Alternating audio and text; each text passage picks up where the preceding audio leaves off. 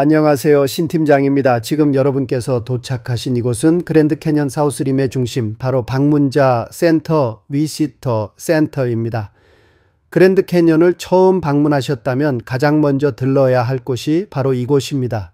이곳은 공원 전체를 조망할 수 있는 정보의 중심지이자 모든 관광객들이 여행의 시작점으로 삼는 장소입니다.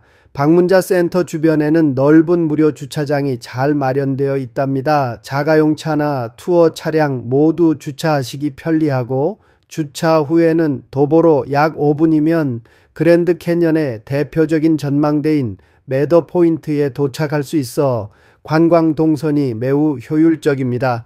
방문자 센터의 외부와 내부에는 그랜드 캐년이 어떻게 만들어졌는지를 보여주는 지층 조형물과 해설판들이 설치되어 있습니다. 이곳에서는 무려 26억 년 전부터 시작된 지구의 깊고도 오랜 시간이 어떤 과정을 거쳐 이 거대한 협곡을 만들었는지를 한눈에 확인할 수 있습니다. 콜로라도 강이 끊임없는 침식 작용과 지각판의 융기와 침강 등 지질학적으로 경이로운 변화의 역사가 시각적 자료를 통해 자세히 설명되어 있습니다. 방문자 센터 내부에는 또 하나의 흥미로운 전시가 마련되어 있는데요. 바로 그랜드 캐년을 최초로 탐험하고 세상에 소개한 인물 존 웨슬리 파웰 소령의 탐험 이야기를 만나볼 수 있는 공간입니다. 팔이 하나 없던 그는 1869년 나무로 만든 보트를 타고 9명의 탐험대를 이끌고 콜로라도 강을 따라 협곡 깊숙이 들어가 탐험을 시작했는데요. 그 당시 그가 타고 갔던 보트의 실물 모형, 탐험 당시 촬영된 역사적 사진, 지도, 탐사 기록 등이 전시되어 있습니다. 그랜드 캐년의 위대한 자연과 함께 인간의 도전과 개척의 정신도 함께 느낄 수 있는 장소입니다. 이곳에서는 공원 전체의 관광 정보, 셔틀버스 노선, 주요 전망대와 하이킹 코스, 일출과 일몰 명소, 계절별 기후 정보와 안전 수치까지 여행에 필요한 모든 정보를 얻을 수 있습니다. 직원과 직접 상담하거나 지도 자료를 받아가실 수도 있고, 운이 좋으면 한글 안내책자도 비치되어 있어 한국인 관광객 분들께도 큰 도움이 됩니다. 그랜드 캐년의 역사도 시네마 영화를 통해서 보실 수 있습니다. 여행을 본격적으로 시작하시기 전에 이곳에서 전체적인 동선을 파악하고 어디를 먼저 보고 어떻게 움직일지를 계획하시면 더욱 알찬 여행이 되실 겁니다. 또한 방문자 센터 안에는 기념품, 샵, 카페, 화장실, 야외 벤치가 잘 마련되어 있어서 짧은 휴식이나 물 보충, 간단한 간식 섭취에도 아주 좋습니다. 한마디로 정리하자면 그랜드 캐년 방문자 센터는 자연의 경이로움과 인간의 탐험 정신, 그리고 여러분의 여행이 본격적으로 시작되는 관문이자 중심지입니다. 이곳에서 여행의 방향을 잡고 감동의 첫 발걸음을 내디뎌 보시기 바랍니다. 지금 여러분이 서 계신 곳은 그랜드 캐년 사우스림의 관문 매더 포인트입니다. 파라레로 펼쳐진 이 협곡은 최대 약 1600m의 깊이 443km, 서울에서 부산 경부 고속도로 키리와 맞먹는 거리랍니다. 눈앞의 줄무늬의 같은 절벽은 단순한 색깔놀이가 아니라 26억 년에 걸친 지구의 시간이 층층이 켜켜이 기록된 거대한 지국 나이트의 역사책입니다. 먼저 풍경을 한번 느껴보세요. 해가 낮게 비칠수록 지층의 색은 더 살아나고 오렌지, 버건디, 크림빛이 사선으로 겹치며 입체감이 드러납니다. 날이 맑으면 북쪽의 노스림, 벼랑선까지 또렷하게 이어지고 협곡 저 아래로는 콜로라도 강이 푸른 실선처럼 굽이치며 흐릅니다. 이 강이 바로 수백만 년 동안 이 바위를 파고 또 파서 오늘의 협곡을 완성한 조각가입니다. 이제 지층의 시간 여행을 시작해 볼까요? 설명은 협곡의 가장 깊은 곳에서부터 우리가 서 있는 가장 위쪽으로 올라오듯이 진행하겠습니다. 가장 아래 어둑한 회색빛 암벽이 바로 비슈누 변성암입니다. 약 18억 년 전 바다 깊은 곳에 퇴적물이 높은 압력과 열을 받아 단단하게 변성된 바위로 지각판의 충돌과 융기가 남긴 흔적입니다. 이 사이를 비집고 들어온 분홍빛 내지 옅은 회색의 덩어리가 보이면 그것은 자로에스터 화강암입니다. 약 17억 년 전 지하에 마그마가 굳어 만든 불의 서명 같은 층이지요. 조금 위로 오르면 바닥을 이루는 얇고 단단한 모래 진흙 석회암이 세트처럼 나타납니다. 이 묶음을 톤토 그룹이라 부르는데 가장 아래 테이피츠 사암, 그 위에 브라이트 엔젤 셰일, 다시 그 위에 무아브 석회암이 차례로 놓여 있습니다. 5억 년 전 고대의 얕은 바닷가, 밀물과 썰물이 오가던 환경이 모래 진흙 석회로 바뀌며 쌓였다는 뜻입니다. 이 구간은 바닷가가 앞으로 밀려들었다가 물러간 자연의 발자국입니다. 다음으로 눈길을 끄는 불그스름한 절벽 레드월 석회암이 나타납니다. 이름은 붉은 벽이지만 바탕은 회백색 석회암이고 표면이 산화철에 물들어 붉게 보입니다. 약 3억 4천만 년 전 따뜻한 얕은 바다에서 산호, 조개, 미세, 생물의 껍질이 쌓여 만든 층이죠. 이 사막이 한때 바다였다는 사실을 웅변하는 증인입니다. 그 위로는 사막 강평야 늪이 번갈아 나타나던 대륙의 시간입니다. 수파이 그룹이 붉은 사암과 실트암으로 계단 같은 지형을 만들고 그 위에 어둑한 허미스 셰일이 얇게 덮입니다.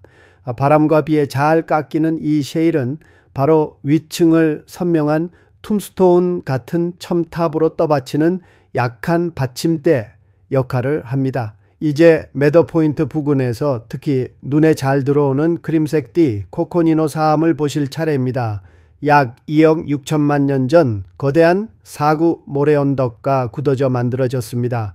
층리가 사선으로 기울어 있는 크로스베딩 무늬가 바람 방향과 모래 언덕의 이동을 그대로 남겨두었지요. 고대 파충류나 곤충의 발자국 화석이 보고되는 것도 이 층입니다. 사막의 시간이 돌로 변한 것입니다. 맨 위를 덮는 토로잎 층을 지나면 우리가 실제로 서 있는 대지, 카이밥, 석회암입니다. 약 2억 7천만 년 전 얕은 바다의 흔적으로 바다 생물의 화석이 종종 발견됩니다. 요약하면 발 아래 깊은 곳은 지구 내부의 열과 압력이, 중간은 고대의 바다가, 위쪽은 사막과 다시 바다가, 환경이 수차례 바뀌며 쌓은 대지의 연대기입니다. 이 모든 층이 왜 이렇게 훤히 드러났을까요? 핵심은 두 가지입니다. 먼저 콜로라도 고원 전체가 지각 운동으로 천천히 융기했습니다. 대지가 높아지면 강은 더 가파른 낙차를 얻어 흐름이 빨라지고 침식력이 커집니다. 여기에 강구와 눈녹임, 동결융해가 반복되며 절벽이 무너져 내리고 사면이 깎였습니다. 두 번째는 콜로라도 강이 끈질긴 하상 침식입니다. 대략 600만 년 전부터 현재까지 강은 바닥을 계속 파내리며 더 오래된 층들을 위에서 아래로 한 겹씩 벗겨 보여주었습니다. 융기와 침식이 맞물린 천천히 하지만 압도적인 조각 작업 그 결과가 지금의 그랜드 캐년입니다. 관찰 팁을 드리면 아침과 늦은 오후의 빛은 지층의 색 대비를 가장 또렷하게 드러냅니다. 싼 강령이나 망원 렌즈가 있다면 코코니노의 사선 층리, 레드월 석회암의 수직 절벽, 수파이 그룹의 계단식 사면을 하나씩 찾아보세요. 절벽 가까이에서는 언제나 안전 펜스 안쪽에서만 촬영하시고 바람이 강한 날은 모자와 선글라스, 겨울철엔 방풍 재킷이 필수입니다. 매더포인트에서의 관람을 한 문장으로 정리하면 이렇습니다. 눈으로 보는 것은 풍경이지만 이해하는 것은 시간입니다. 여러분이 지금 마주한 이 장면은 바다와 사막, 불과 얼음, 강과 바람이 번갈아 무대에 올라 수억 년 동안 연출한 지구 대서사의 한 페이지입니다. 그리고 그 책을 여는 첫 장이 바로 이곳 매더포인트입니다. 깊고 깊은 이 협곡 아래 지금도 누군가는 조용히 살아가고 있습니다. 바로 이 그랜드 캐년 수억 년의 시간 속에서 깎이고 다듬어진 이 땅엔 오늘도 인디언 부족들의 살아가고 있습니다. 깎아지른 절벽 아래 하늘빛과 맞닿은 옥빛 물길 곁에서 살아가는 이들이 있습니다. 그들은 자신을 하바수파이라 부릅니다. 푸른 물의 사람들이라는 뜻을 가진 이들은 하바수 폭포 근처 세상과 떨어진 깊은 협곡 마을에 정착해 여전히 말을 타고 당나귀로 짐을 옮기며 살아갑니다. 전기도 인터넷도 비대도 없이 자연의 소리와 바람의 결을 따라 살아가는 사람들입니다. 광활한 사막과 붉은 절벽 사이로 펼쳐진 넓은 고원, 이곳은 나바오족의 삶의 터전입니다. 미국에서 가장 큰 인디언 보호구역 엔텔로프 캐년, 홀슈스 밴드도 이들의 땅입니다. 그들은 전통적으로 양을 기르고 직물을 짜고 은세공을 하며 살아왔고 지금은 전통 가이드를 통해 방문객들에게 그들의 이야기와 문화를 전하고 있죠. 나바호 언어로 된 방송, 학교, 심지어 신문도 있습니다. 이곳은 과거의 민족이 아닌 지금도 진화하는 원주민의 공동체입니다. 그리고 하늘과 가장 가까운 고원지대, 조용히 기도하는 사람들, 그들은 홉족입니다. 평화를 사랑하는 사람들이라 불리는 이들은 과거의 예언과 영적 전통을 지키며 살아갑니다. 그랜드 캐년은 이들에게 영원히 태어나고 다시 돌아가는 문, 그래서 지금도 일부 호비들은 절벽 아래 협곡을 따라 성스러운 순례를 떠납니다. 바람이 협곡을 쓰다듬을 때 어쩌면 당신은 들을지도 모릅니다. 바위에 새겨진 조상의 노래, 불 속에서 들려오는 전설, 그리고 지금도 이 땅에서 살아가는 조용한 사람들의 이야기를. 그랜드 캐년은 단순한 관광지가 아닙니다. 이곳은 살아있는 대지이며 영혼이 머무는 장소, 그리고 과거와 현재가 함께 숨쉬는 공간입니다. 이 장대한 협곡 그랜드 캐년은 수천만 년의 시간이 깎아낸 자연의 예술이자 인류가 발견하고 보호하기까지 수십 년이 걸린 유산입니다. 그랜드 캐년이 처음 미국 대중의 관심을 끌게 된 계기, 그 중심에는 바로 한 사람이 있습니다. 일리노이 출신의 지질학자이자 탐험가 존 웨슬리 파월. 그는 남북전쟁 중 부상으로 오른팔을 잃은 전쟁 영웅이었고 그 후 과학과 탐험에 인생을 바친 인물이었죠. 그가 이룬 가장 위대한 업적은 바로 1869년 그와 9명의 탐험대가 나무보트 4척에 몸을 실어 콜로라도 강을 따라 79일간 미지의 그랜드 캐년 협곡을 최초로 탐사한 일이었습니다. 이 전설적인 탐험은 수많은 고비와 위험 속에서 이루어졌습니다. 거센 급류, 미지의 폭포, 장비 손실, 식량 부족, 탐험 도중 대원 중 일부는 목숨을 잃기도 했습니다. 그러나 파웰은 팔이 하나 없는 몸으로 끝까지 협곡을 따라 내려갔고 이후 그랜드 캐년의 지질과 구조, 강의 흐름, 식생 등을 학술적으로 정리해 그랜드 캐년의 존재를 세상에 알리는데 결정적인 역할을 했습니다. 그가 남긴 말이 있습니다. 이 협곡은 거대한 성소이며 대자연이 지닌 엄숙한 위험이 우리를 압도한다. 하지만 그랜드 캐년이 국립공원으로 지정되기까지는 아직도 많은 시간이 필요했습니다.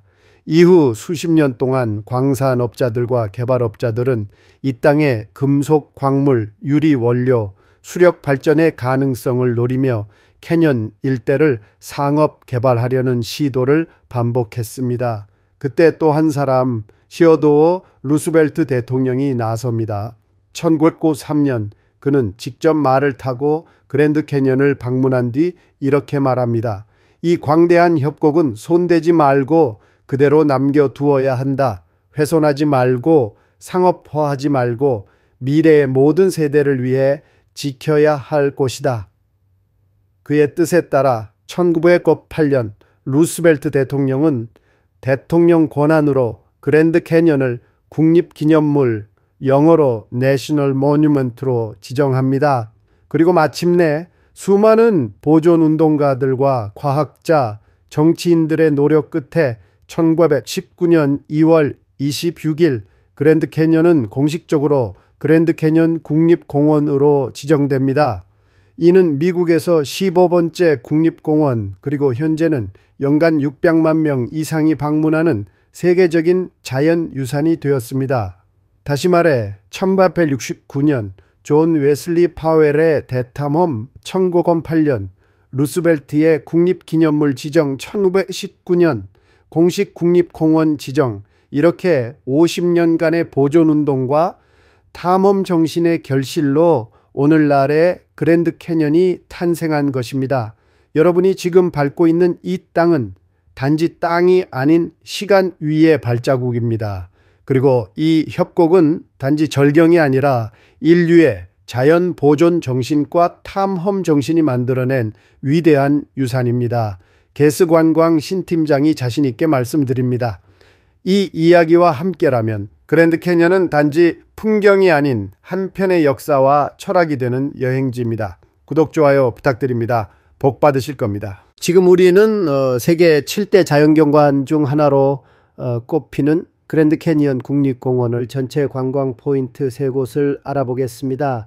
다시 한번 이야기하지, 이 거대한 협곡은 총 길이 약 446km, 깊이 1600m, 그리고 폭은 넓은 곳은 29km에 이르는 어마어마한 자연의 걸작입니다. 하지만 이렇게 넓은 만큼 그랜드 캐니언을 감상할 수 있는 대표적인 구역들도 각각 다릅니다. 오늘은 그 중에서도 많은 분들이 궁금해하시는 사우스림 남쪽, 노스림 북쪽, 그리고 동쪽에 위치한 데저트뷰 이스트림 구간을 비교해서 안내해 드리겠습니다. 먼저 사우스림 남쪽 구역입니다. 이곳은 그랜드 캐니언 관광의 중심지이자 방문객의 90% 정도가 방문하는 많은 사람들이 찾는 곳, 바로 사우림 데저트뷰입니다.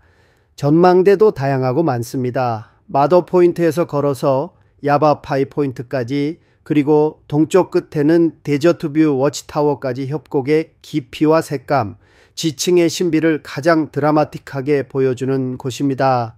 또한 이곳은 관광 인프라가 가장 잘 갖춰진 지역입니다. 호텔, 식당, 기념품점, 셔틀버스, 심지어 헬기 투어나 그랜드 캐니언 기차도 이용할 수 있습니다. 그래서 처음 방문하시는 분들 혹은 가족 단위 여행자, 시간이 여유롭지 않은 일정에는 사우스림이 가장 효율적이고 만족도 높은 선택이 됩니다. 그 다음은 노스림 북쪽 구역입니다. 이곳은 남쪽보다 해발 고도가 약 300m나 더 높습니다. 그래서 여름에도 기온이 선선하고 숲이 울창하며 공기가 참 맑습니다. 무엇보다 큰 장점은 사람이 적다는 것입니다. 많이 알려지지 않은 만큼 조용하고 평화로운 분위기 속에서 협곡을 감상할 수 있죠. 전망대 수는 많지 않지만 브라이트 엔젤 포인트, 케이프 로열, 포인트 임페리얼 같은 곳들은 그랜드 캐니언의 고요하고 장엄한 아름다움을 깊이 있게 느끼게 해줍니다.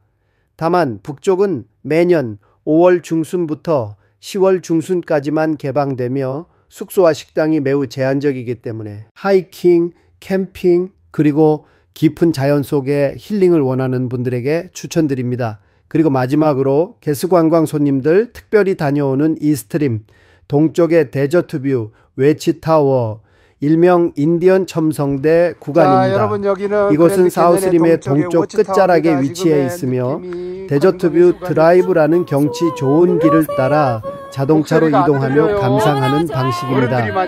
특히 데저트뷰 워치타워는 단순한 전망대가 아니라 전통적인 인디언 건축 양식을 바탕으로 만들어진 예술적 건축물로 문화와 자연이 함께 어우러지는 독특한 장소입니다. 사우스림에서 붐비는 중심지를 피해 조금 더 한적하고 여유 있게 약 35분 정도 드라이브하며 사진도 찍고 경치도 감상하고 문화적 요소도 경험하고 싶다면 이 스트림 데저트뷰 구간이 딱 좋습니다. 그랜드 캐니언의 감상 포인트는 모두 훌륭하지만 어떤 여행을 원하시느냐에 따라 최적의 구역이 달라집니다. 편하게, 다양하게 대표 경관을 보고 싶다면 사우스림 조용하고 자연적인 분위기에서 깊은 감동을 원하신다면 노스림 운전하며 드라이브식 관광과 사진 촬영을 즐기신다면 데저트뷰 이렇게 나누어 생각하시면 좋겠습니다. 여러분이 어느 방향에서 그랜드 캐니언을 만나든 이 자연의 거장은 여러분의 마음속에 오래도록 남을 감동을 선물해 줄 것입니다. 그랜드 캐니언은 단순히 바람과 물이 깎아 만든 돌산이 아닙니다. 이곳에는 언제부터인지 정확히는 알 수 없을 만큼 오래전부터 인간이 살아왔던 흔적이 있습니다. 지질학적으로 이 협곡은 약 20억 년의 지구 역사를 품고 있지만 인류가 이곳에서 살기 시작한 것은 적어도 1만 2천년 전 빙하기 이후로 추정됩니다.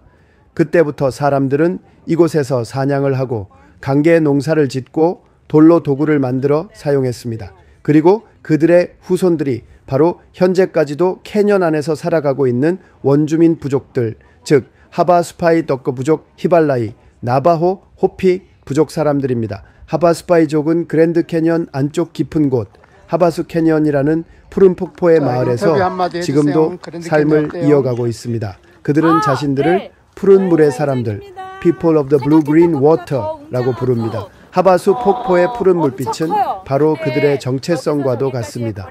그랜드 캐년은 이들에게 단순한 관광지가 아니라 성스러운 조상의 땅입니다.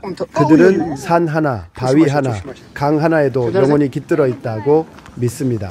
그래서 지금도 많은 원주민들은 이곳을 기도와 의식의 장소, 즉 살아있는 성지 리빙 생츄어리로 생각하며 지키고 있습니다. 여러분, 우리가 지금 서 있는 이 협곡은 단순한 자연의 조각이 아닙니다. 여기에는 수천 년 전부터 사람들의 숨결이 깃들어 있고 그 후손들이 오늘날에도 여전히 이 땅에서 삶을 이어가고 있습니다. 그랜드 캐년은 단순히 관광지가 아니라 인간의 역사와 문화가 함께 살아 숨쉬는 거대한 박물관입니다. 여러분, 그랜드 캐년은 단순히 자연의 걸작이 아니라 사람이 살아온 역사와 신앙이 깃든 성지입니다. 지금 우리가 바라보는 이 거대한 협곡의 안쪽에는 여전히 원주민들의 후손들이 살아가고 있습니다. 먼저 하바스파이족 이야기를 들어보시죠. 하바스파이란 말은 원주민 언어로 푸른 물의 사람들, People of the Blue Green Water 이라는 뜻입니다. 이들은 그랜드 캐년 남쪽 벽 아래의 하바수 캐년에 살고 있습니다. 그곳에는 영화 속 천국처럼 푸른빛을 띠는 폭포가 5개나 있는데 그 중에서도 가장 유명한 것이 바로 하바수 폭포입니다. 이 폭포의 물은 석회질이 풍부해서 햇빛을 받으면 에메랄드 빛으로 반짝이죠.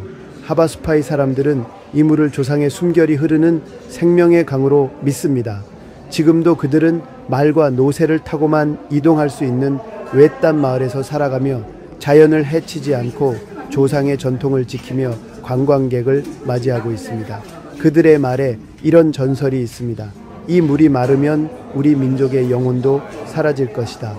그래서 그들은 폭포의 물을 신성하게 보호하고 외부인이 들어오면 조심스럽게 인사하며 이곳은 우리 조상들의 심장이라고 말합니다. 이제 캐년의 동쪽 나바호 네이션으로 가보겠습니다. 나바호족은 미국 최대의 원주민 부족으로 그랜드 캐년 동쪽과 모뉴먼트 밸리 그리고 아리조나 북부 일대의 광대한 땅을 가지고 있습니다. 그들은 자신들을 디네 즉 사람들, the people 이라고 부릅니다. 그랜드 캐년은 그들에게 단순한 절벽이 아니라 신들이 세상을 창조할 때 열어둔 통로, 즉 지구의 심장으로 여겨집니다. 나바호 전설에 따르면 이 캐년은 하늘의 신과 땅의 여신이 만나는 곳, 그리고 인간의 영혼이 하늘로 돌아가는 길이라고 합니다. 그들은 바람이 불 때마다 이렇게 말합니다. 그건 조상들의 목소리다. 바람은 그들의 말이자 노래다. 그래서 지금도 나바호 사람들은 캐년 절벽 위에서 기도하며 손으로 흙을 쥐고 바람을 느끼며 자신의 조상과 대화를 나누는 듯한 의식을 치릅니다. 또 하나 흥미로운 부족이 있습니다. 바로 호피족입니다. 그들은 그랜드 캐년을 시파푸 즉 인류가 처음 세상으로 나온 통로라고 믿습니다. 그들의 창조 신화에 따르면 사람들은 처음엔 지하 세계에서 살았는데 신의 명령을 따라 그랜드 캐년의 한 동굴 시파프를 통해 지상의 세계로 나왔다고 합니다. 그래서 호피족에게 그랜드 캐년은 인류가 태어난 어머니의 자궁과 같은 존재입니다. 우리가 보는 이 웅장한 협곡은 단지 자연의 경이가 아니라 수천 년 동안 이어져 온 영혼의 기록이자 조상의 숨결입니다. 하바수파이는 물과 함께 살아가고 나바오는 바람과 대화하며 호피는 이곳을 인류의 탄생지로 믿습니다. 그래서 원주민들은 지금도 이곳을 살아있는 신전 리빙 템플이라고 부릅니다. 우리가 발 딛고 있는 이 땅은 단순히 바위와 모래가 아닙니다. 수천 년 동안 사람들의 꿈과 신앙 그리고 자연과의 약속이 쌓인 성스러운 공간입니다. 그랜드 캐년은 대자연의 예술이자 인류의 기원과 영혼이 함께 깃든 살아있는 전설입니다.